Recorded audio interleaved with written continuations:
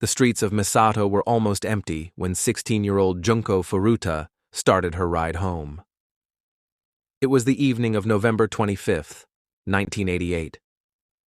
The sky had turned dark early, the air sharp with late autumn cold, and most of the small shops along her route had already dimmed their lights. Junko pedaled steadily, thinking about exams, friends, and the job she had just started at a local electronics factory. She was tired, but it was the kind of tired that comes from working hard toward a future she believed in. She wasn't the kind of girl who skipped class or stayed out late. Teachers liked her. Friends described her as responsible, soft-spoken, and serious about her plans. She had dreams of going to college, finding a good job, maybe traveling. There was nothing about that night that suggested those plans were about to end. As she turned onto a quieter street, she rode past a boy leaning against a wall. She didn't know he had been waiting for her. The boy stepped out in front of her bicycle, pretending to be surprised. He grabbed the handlebars and knocked her to the ground. While she tried to understand what had just happened, another boy came up behind her. They told her they were going to walk her somewhere safe, but their grip on her arms said otherwise. They led her away from the route home, toward a warehouse where the streetlights didn't reach. When she hesitated, they tightened their hold and dragged her the rest of the way. Inside the warehouse, the situation became clear. They weren't planning to let her go. They talked about a friend who was angry that she had rejected him. They stripped away her sense of control piece by piece until fear replaced confusion. Then they took her to a house in Ayase, a suburb of Tokyo. The house belonged to the parents of one of the boys. It looked like any other family home from the outside. On the inside, it became a place she would never leave alive. They forced her into an upstairs room and locked the door. They told her that if she did what they said, they might let her go someday. If she tried to escape, they would kill her parents. They made her call home and pretend she had run away with friends. With the boys standing inches away, she followed their script. Her mother heard her voice and begged her to come back. Junko said she needed time. When the call ended, the boys laughed. They had bought themselves distance from the police. In the first few days, Junko tried to cooperate, hoping that if she didn't anger them, they would keep their promise and let her go. Instead, they escalated.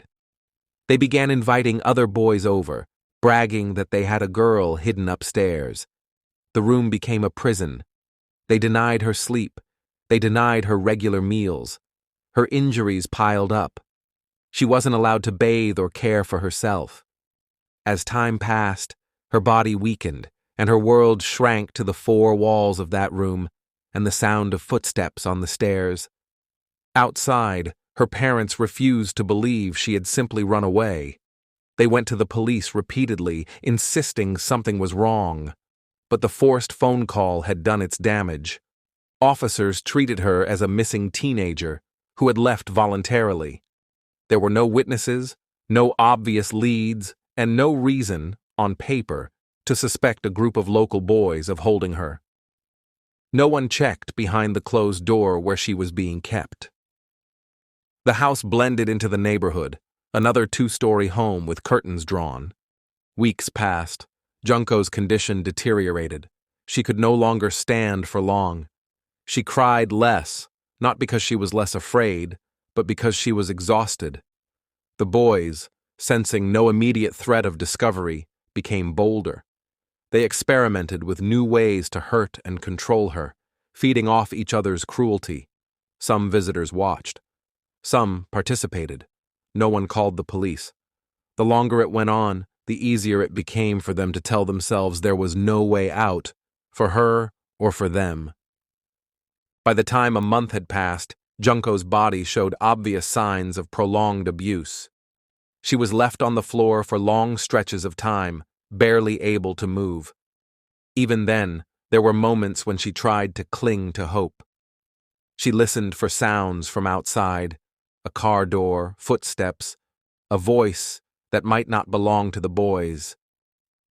None of those sounds ever came close enough. The room remained sealed off from the world, even as her health slipped beyond the point where she could survive without help.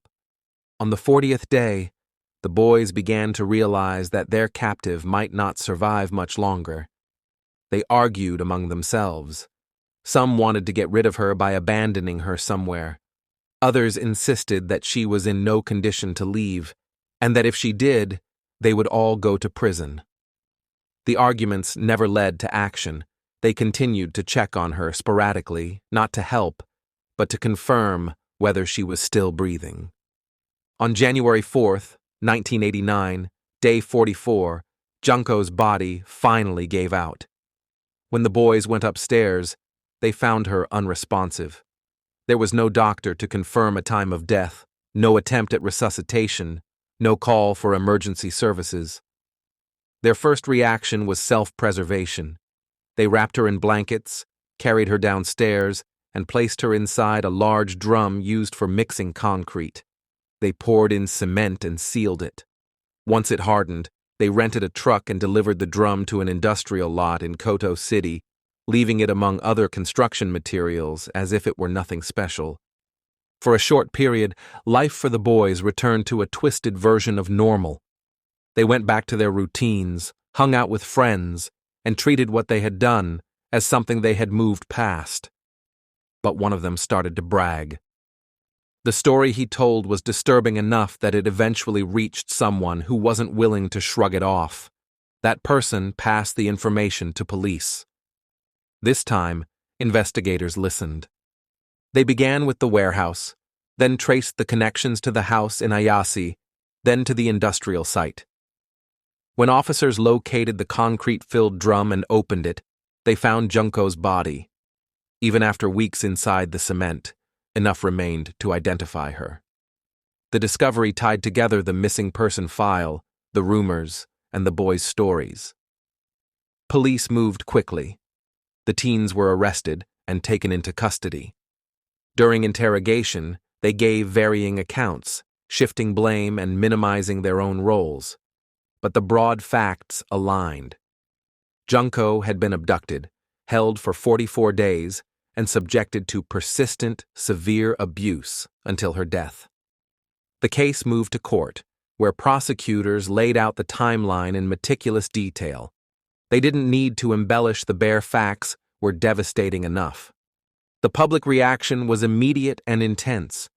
Newspapers described the crime as one of the worst in the country's modern history. People struggled to understand how so many individuals had known pieces of what was happening and failed to intervene.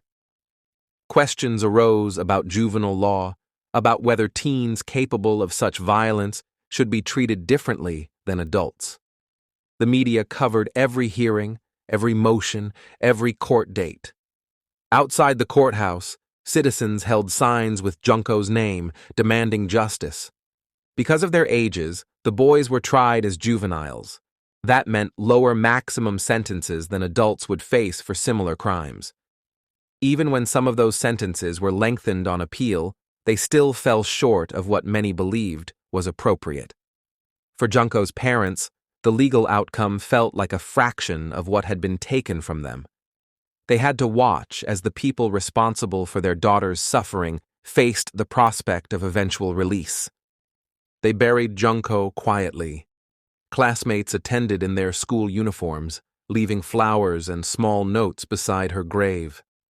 Her father wrote to her, promising that he would carry her memory forward, that he would not let her become just a name in a case file. In interviews years later, he spoke about her as a real teenager with real dreams, not just a victim of an infamous crime. The house where she was held was eventually demolished.